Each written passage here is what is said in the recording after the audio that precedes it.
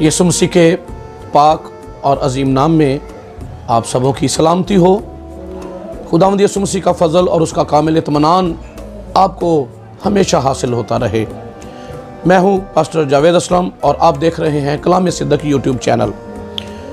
नाज़रीन, आज ईद क़यामत मसीह का मैसेज आपकी खिदमत में पेश कर रहा हूं। यीशु मसीह के जी उठने का। यीशु जिंदा है और उसकी कब्र खाली है। आमीन। सो खुदा के पाक कलाम में से लूका रसूल की इंजील 24वां बाब पहली आयत से तलावत करता हूं। सब्बत के दिन तो उन्होंने हुक्म के मुताबिक आराम किया, लेकिन हफ्ता के पहले दिन वो सुबह सवेरे ही उन खुशबूदार चीज़ों को जो तैयार की थी लेकर कब्र पर आईं और पत्थर को कब्र पर से लुढ़का हुआ पाया, मगर अंदर जाकर खुदावंद यीशु की लाश ना पाई। और ऐसा हुआ कि जब वो इस बात से हैरान थी तो देखो, दो शख्स बुर्राक पोशाक पहने उनके पास आ खड़े हुए। जब वो डर गई और अपने सर जमीन पर झुकाए तो उन्होंने उनसे कहा, फरिश्तों ने, कि जिंदा को मुर्दों में क्यों ढूंढती हो? वो यहां नहीं बल्कि जी उठा है। आमीन। कब्र में रहने के बाद तीसरे रोज यीशु मसीह अपने कहने के मुताबिक जी उठा। और ये खवातीन सुबह सवेरे जो उन्होंने खुशबूदार चीजें तैयार की थी लेकर सुबह सवेरे कब्र पर पहुंची ताकि वो लाश को लगा सके। लेकिन हुआ क्या? एक अजीब मंजर उन्होंने देखा है। पत्थर, इतना भारी पत्थर जो अपने आप लुढ़का हुआ है, और अंदर जाकर देखा कि यीशु की लाश भी वहां नहीं है। तो बड़ी परेशानी की बात थी, नहायत परेशान हो गई। लेकिन लिखा है कि दो फरिश्ते उनके पास आकर खड़े हो गए और उनसे सवाल किया। और सवाल क्या था? जिंदा को मुर्दों में क्यों ढूंढती हो? यह सवाल बड़ा अहम है, क्योंकि आज भी लोग जिंदा को मुर्दों में तलाश कर रहे हैं। मैं इसकी वजाहत करूंगा, इसका मतलब क्या है। उसने कहा वो अपने कहने के मुताबिक जी उठा है और वो यहां नहीं है। वो वहां ढूंढने गई जहां वो था, मगर अब वो यहां पर नहीं है। यानी जब यीशु मर गया और वो कब्र में रखा गया, वो अपने कहने के मुताबिक मसलूब हुआ, दफन हुआ और फिर कब्र में रहा।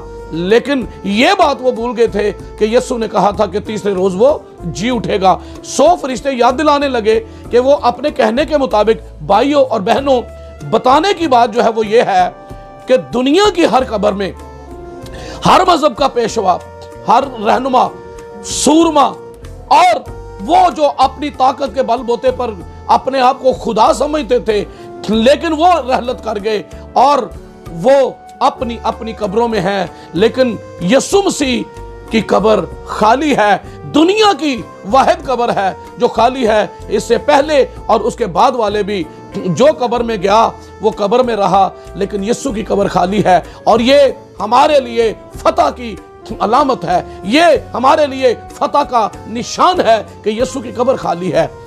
इसका यकीन करना बहुत जरूरी है। ये हमारे ईमान का बुनियादी हिस्सा है। हमारे ईमान की बुनियाद इस चीज पर है कि यीशु मर गया मेरे और आपके लिए, और फिर यीशु जी उठा। मैं थस्सलुनीकियों के खत में से आपके लिए एक आयत पढ़ूंगा। पहला थस्सलुनीकियों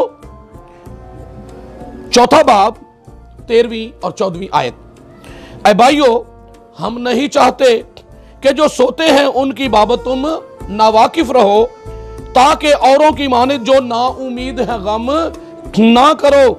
क्योंकि जब हमें ये यकीन है कि यीशु मर गया और जी उठा, तो उसी तरह खुदा उनको भी जो सो गए हैं यीशु के वसीला से उसी के साथ ले आएगा। आमीन। इसका क्या मतलब है? जब हमें ये यकीन है, पहली बात है कि यकीन करना। दुनिया क्या कहती है, कोई और मसलूब हो गया, कोई और उसकी जगह पर पकड़कर उसे सलीब दिया गया। बाइबल ऐसा कुछ नहीं बताती है, क्योंकि जब यीशु जिंदा हुआ तो जब मरियम वहीं पर कब्र के पास ही थी और यीशु मसीह को देखकर समझा कि शायद बागबान है, माली है, और यीशु मसीह से कहा कि मियाँ यहाँ पर यीशु की लाश को कोई चुरा कर ले गया है, अगर तू जानता है तो बता, तूने तो कहीं नहीं रखा। और यीशु ने उसे जब कहा कि आए मरियम, तो उसने पहचान लिया कि ये तो मेरा खुदावंद है, और वो पुकारी रब्बूनी इब्रानी में यानी आए उस्ताद, उसने पहचान लिया कि वही यीशु जो मर गया था वो जिंदा खड़ा है उसके सामने। फिर 8 रोज के बाद जब दरवाजे बंद थे और शागिर्द वहां पर जमा थे यहूदियों के डर से, तो यीशु मसीह उनके दरमियान में आ मौजूद हुआ और कहा तुम्हारी सलामती हो। उस वक्त तोमा जो है वो उससे पहले मुलाकात में नहीं था, और यहां पर तोमा था, और यीशु ने उसे कहा तोमा अपनी उंगली ला, मेरे जख्मों को चेक कर, मेरी पसली को चेक कर, मैं वही हूं, मैं जिंदा हूं मैं। और उसने जब देखा तो वो भी पुकार उठा, आए मेरे खुदावंद, आए मेरे खुदा। उसने पहचान लिया। अमाल की किताब पहले बाब में लिखा हुआ है कि जिंदा होने के बाद यीशु मसीह ने बहुत से सबूतों के साथ अपने आप को जिंदा उन पर जाहिर किया। 40 दिन तक, जिंदा होने के 40 दिन तक यीशु मसीह सबूतों के साथ अपने आप को जिंदा जाहिर करता रहा, और वो पहचानते रहे, और वो इस ईमान में भर गए। उनका ईमान जो है वो और ताज़ा हो गया। वो जो डर और खौफ था उनके अंदर वो जाता रहा, और उन्होंने देखा कि उनका खुदावंद जिंदा है। इस जिंदा होने की हमें क्या उम्मीद दिलाती है, ये जिंदा होना हमें क्या, हम पर क्या मुकाशफा खोलता है, ये जानना बड़ा जरूरी है, जरूरी है, जरूरी है। जब हमें ये यकीन है कि यीशु मर गया, तो पहली बात तो यह है कि ये यकीन करना कि यीशु मर गया और फिर जी उठा, पहले मरना और फिर जी उठना। अच्छा, इसके साथ हमारा ईमान जो है उसका क्या रिलेशन है? रिलेशन यह है कि यीशु मर गया, तो ये ईमान है कि यीशु जब मर गया तो यीशु अपने किसी काम के सबब से नहीं, कोई गुनाह साबित नहीं कर सका।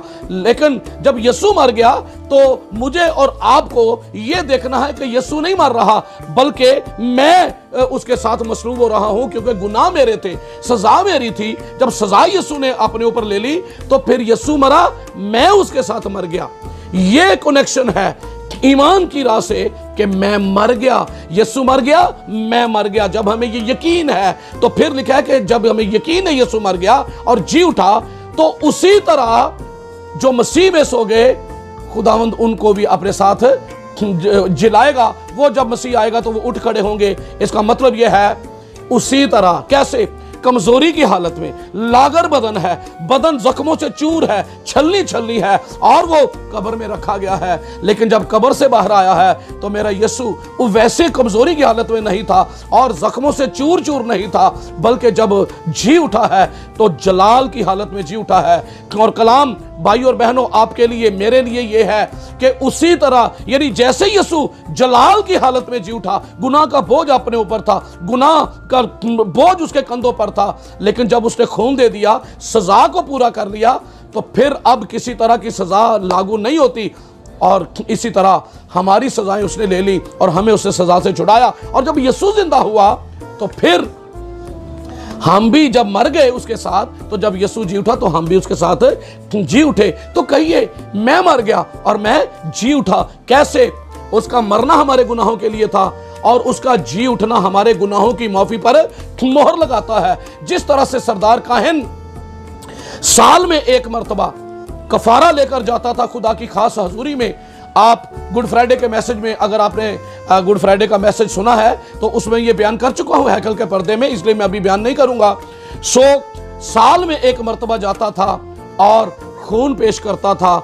यहां जो बताना चाह रहा हूं वो ये है कि अगर कफारा कबूल हो जाए तो फिर सरदार काहिन जिंदा वापस आता था, और बाहर कौम जो पर्दे के बाहर खड़ी इंतजार कर रही होती थी, काहिन को जिंदा देखकर खुशी मनाती थी, इसलिए कि उनकी तरफ से पेश किया जाने वाला खून कबूल हो गया है, उनका कफारा कबूल हो गया है। और काहिन का जिंदा वापस आना, ना भी वो आकर मुंह से कहे, जिंदा वापस आना ही इस बात की इलामत थी, इस बात का सबूत था कि खुदा ने उनकी माफी का ऐलान कर दिया है, उन्हें बख्श दिया है, उनके गुनाह माफ कर दिए हैं।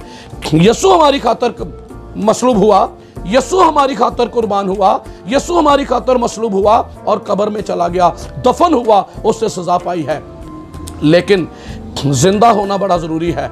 जिंदा होना हमारे लिए गुनाहों की माफ़ी पर मोहर लगाता है। ये मैं आपको करंथियों के खत में से आपके लिए पढ़ता हूँ। करंथियों के नाम पौलुस रसूल का पहला खत 15वां बाब और 12वीं आयत से। पर जब मसीह की यह मुनादी की जाती है कि वो मुर्दों में से जी उठा, तो तुम में से बास किस तरह कहते हैं कि मुर्दों की क़यामत है ही नहीं।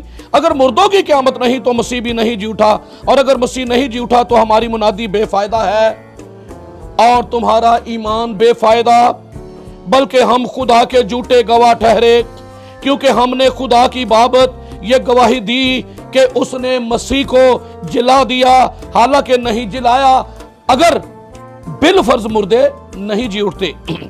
और अगर मुर्दे 16वीं आयत, और अगर मुर्दे नहीं जी उठते तो मसीह भी नहीं जी उठा, और अगर मसीह नहीं जी उठा तुम्हारा ईमान बेफायदा और तुम अब तक अपने गुनाहों में गिरफ्तार हो। बल्कि जो मसीह में सो गए वो भी हलाक हुए। यह बात बड़ी गौरतलब है। यीशु मसीह का जी उठना महज यीशु का जी उठना नहीं है, ना उसका मरना अपने लिए था और ना ही यीशु मसीह का जी उठना भी अपने लिए था। वो तो खुदा का बेटा, खुदा की जात है, उस पर मौत वाक़या नहीं हो सकती।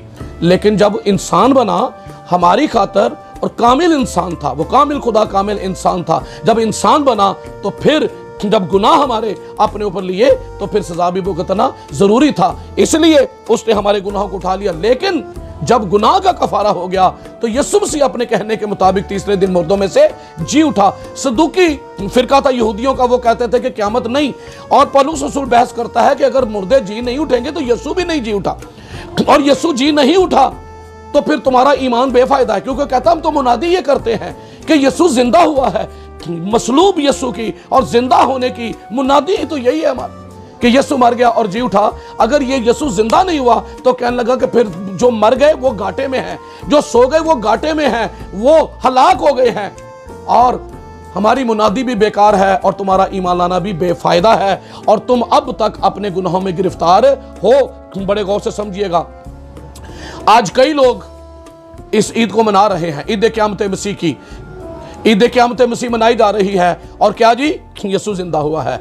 हालेलुया बोलो, यीशु जिंदा हो गया। जिंदा होने के गीत गाए जा रहे हैं, जिंदा हुआ है। लेकिन अगर यकीन नहीं है, यकीन नहीं कि यीशु का जिंदा होना है क्या, मकसद क्या है, मरने का और जी उठने का मकसद को नहीं जानते, तो फिर हमारे लिए ईद मनाना जो है ये भी बेकार है। महज एक त्यौहार है, एक रस्म है, बस इससे ज्यादा कुछ नहीं है। लेकिन हकीकी तौर पर उसकी ईद है जो इस बात को समझता। यहां लिखा है अगर यीशु जिंदा नहीं हुआ तो हमारी मुनादी बेकार, तुम्हारा ईमान लाना बेफायदा है, और तुम अब तक गुनाहों में गिरफ्तार हो। इसका मतलब क्या है?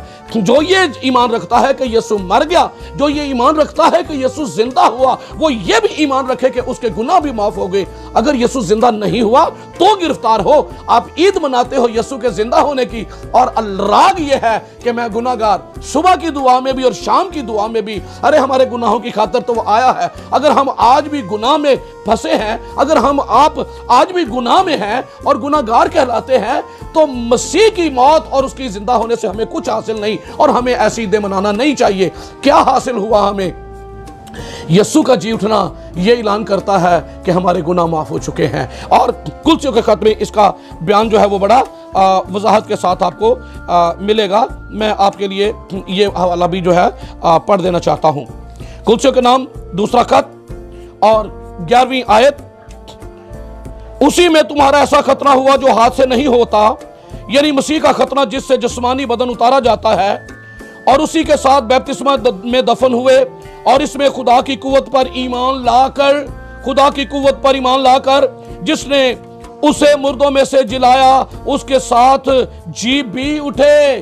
यीशु के साथ जी भी उठे, और उसने तुम्हें भी जो अपने कसूरों और जिस्म की नामख्तूनी के सबब से मुर्दा थे उसके साथ जिंदा किया और हमारे सब कसूर मुआफ किए। ये तो बेईमानी की हालत अगर कोई है कि मैं गुनाहगार, कोई पाक हो नहीं सकता, कोई रास्तबाज ठहर नहीं सकता। रोमियो के खत में लिखा हुआ है कफारा ईमान लाने से फायदामंद होता है, और जो ईमान लाते हैं यीशु मसीह का खून उन्हें ऐसा धोकर पाक करता है कि उन्हें मुफ्त रास्तबाज ठहराता है। खुदा का कलाम तो हमें यह कहता है, सुनिए, दाऊद कहता है कि मैं गुनाह की हालत में अपनी मां के पेट में पड़ा, यानी अभी तो गुनाह किए ही नहीं, लेकिन गुनाहगार नस्ल आदम के सबब से, इसी तरह कामों की रास्तबाजी के सबब से नहीं, ये ईमान की रास्तबाजी है। लिखा ईमान लाकर खुदा की कुदरत पर ईमान लाना। और यहां पर लिखा हुआ था इसी में खुदा की कुव्वत पर ईमान लाकर जिसने यीशु को मुर्दों में से जिंदा किया, हम भी उसके साथ जी उठे। अगर आप मर गए तो फिर आप जी उठे हैं। आपको यीशु मसीह का जी उठना मुबारक हो, आपको ईद क़यामत मसीह मुबारक हो। लेकिन आज भी अगर कोई गुनाह की जिंदगी बसर कर रहा है तो फिर उसे मसीह के मरने और जी उठने से कुछ हासिल नहीं हुआ। बाज कहते हैं कि गुनाह आज भी है, आज भी तो कफारा तो जो है वो कामिल नहीं है, कफारे से फिर हासिल क्या हुआ है? भाइयों और बहनों, इसकी मिसाल एक सादा सी है। एक साबुन है, अगर किसी के घर में बहुत ज्यादा खुशबूदार अच्छे महंगे साबुन भी रखे हैं, लेकिन अगर वो उन्हें इस्तेमाल नहीं करता तो गर्मी के सबब से पसीना आता है, मैला कुचैला है, लेकिन उससे हासिल कुछ नहीं होगा जब तक वो साबुन लेगा नहीं, उसे अप्लाई नहीं करेगा, उसकी गंदगी बदन से दूर नहीं होगी, उसका बदन बदबूदार ही रहेगा। इसी तरह से भाइयों और बहनों, रोमियो का खत 3 बाब उसकी 24वीं आयत हमें यह बताती है कफारा ईमान लाने से फायदामंद होता है। अगर आप ईमान लाते हैं तो यकीन जानिए खुदा के बेटे यीशु का लहू हमें तमाम नाराज़गी से पाक करता है। और जब हम ईमान लाते हैं तो उसके साथ व्यवस्था हो जाते हैं और उसके साथ ये ईमान की राह से, और फिर यीशु के साथ मर गए। जब यीशु मर गया, फिर जब यीशु जी उठा तो हम भी उसके साथ जी उठे। जब हमारा खुदावंद आएगा तो फिर लिखा है कि नरसिंगा फूंका जाएगा, पहले वो जो मसीह में सोए वो जी उठेंगे और फिर हम जो जिंदा बाकी होंगे बदल जाएंगे और हवा में उड़कर उसका इस्तकबाल करेंगे। खुदावंद आपको बरकत दे, इन बातों को समझने की तौफीक दे, आप पर कलाम के गहरे मुकाशफत खोले। और मैं अपने लिए खुदावंद का शुक्र करता हूँ जिसने मुझे ये फजल दिया ताकि मैं ये छोटी छोटी वीडियोस के जरिए खुदा के पाक कलाम को आप तक पहुँचा सकूँ। आपकी भी जिम्मेदारी है इस वीडियो को पूरा देखें और लाइक भी कीजिए, शेयर भी कीजिए। अगर आपने चैनल सब्सक्राइब नहीं किया करें और बेल के आइकन को दबाकर ऑल पर जो है वो प्रेस कीजिएगा ताकि आइंदा आने वाली वीडियोस भी आप तक पहुंच सके और यूं खुदा का कलाम फैले और बहुत से इस कलाम के वसीला से बरकत पा सकें। खुदा यीशु मसीह का फजल, उसका कामिल इत्मीनान आप सबों के साथ होता रहे। आमीन।